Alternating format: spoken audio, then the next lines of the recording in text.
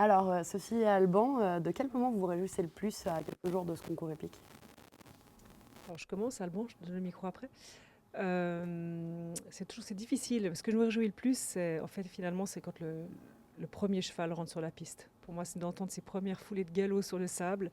C'est le moment que j'aime bien. Mais c'est pas forcément la première épreuve puisqu'on a le warm-up. Donc je dirais que c'est le moment du warm-up quand les chevaux, le premier cheval rentre et que les autres suivent. Je dois avouer que ça c'est un grand moment pour moi. Je me réjouis de tout. Je suis un fou. Donc, je me réjouis des premiers parcours, évidemment. Je me réjouis de spiquer l'épreuve du jeudi soir parce que ça veut dire qu'on sera entré dans le grand sport et que les 18 000 séances qu'on aura fait les deux auront peut-être servi à quelque chose. En tout cas, on pourra se rendre compte de la mise en scène et du tout. Donc, le jeudi, c'est un moment béni. Mais après, il y a toutes ces grandes épreuves, tous ces grands moments. Et puis les afters où on peut enfin savourer.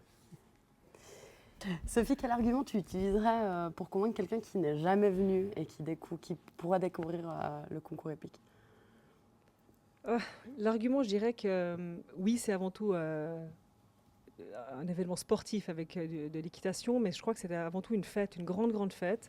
Et c'est ce qu'on essaye de mettre en avant depuis plusieurs années, depuis de nombreuses années, je dirais même, où on essaie vraiment de montrer aux gens que oui, on vient voir des chevaux sauter, mais c'est un tout en fait. Il y a à côté un village des exposants, il y a des attractions. Donc même si on n'est pas forcément quelqu'un qui suit l'équitation ou qui même la connaît pas, il y aura mille autres choses à découvrir au concours avec des belles personnes, des belles ambiances. Et c'est d'ailleurs ce qu'on fait en mettant le mercredi ouvert gratuitement au public, c'est justement de montrer à peut-être des gens qui ne connaissent pas la manifestation de venir. On a d'ailleurs eu l'année dernière une famille qui habite au Grand Saconnet qui a dit moi je suis jamais venue, comme c'est très gratuit, on vient voir. Et ils ont été fascinés, ils ont dit mais c'est génial, on avait pensé que c'était comme ça. Et c'est vrai que peut-être des fois les gens ont une image de l'équitation et c'est nous on essaye un petit peu de leur montrer que c'est pas que ça et que c'est mille moments sympathiques et que finalement on célèbre le cheval parce que c'est lui qui nous fait vibrer. Et Alban, toi, quel argument tu utiliserais pour fidéliser quelqu'un qui vient mais qui hésiterait à revenir? Il n'y en a pas beaucoup qui hésitent à revenir. Ce qu'il faut, c'est les amener la première fois. J'ai beaucoup d'amis qui n'avaient jamais vu un concours épique de leur vie et maintenant, ils ne le manqueraient plus pour rien au monde. Mais pour répondre quand même bien à ta question, je pense qu'en fait, le meilleur argument, c'est de leur dire que peut-être ils n'ont pas choisi la bonne session. Parce que je crois qu'on construit un programme pour qu'il puisse plaire parfois aux grands spécialistes comme le jeudi soir où on voit les 50 meilleurs, mais c'est peut-être long pour le néophyte. Par contre, le vendredi soir, on a le cross indoor, c'est très rapide, c'est très dynamique. Ensuite, le top 10, il n'y a que 10 cavaliers. On les interviewe, donc il y a des visages, on apprend à mieux les connaître. Donc c'est tout autre chose. Et puis le samedi, c'est encore différent. Et puis il y a la fête, et puis il y aura les cérémonies, il y a des attractions.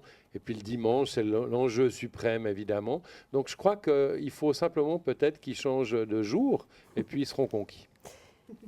Tu peux garder le micro, Alban. Dis-moi de quoi tu es le plus fier au concours épique. Je crois qu'il ne faut pas être trop fier. D'abord, on est heureux de vivre cette grande aventure, pour ma part, depuis des lustres. Et c'est chaque fois un rêve renouvelé, une joie. Si je dois être fier, ce serait de... Je pense qu'on a bien réussi à faire partager la magie de ce sport et qu'on a un public qui est devenu extraordinaire, très connaisseur. Donc, je dirais qu'on a pu transmettre la passion que l'on a et un état d'esprit. Et puis aussi de l'amitié qu'on a entre nous tous au comité, Sophie et moi, depuis des lustres là aussi presque.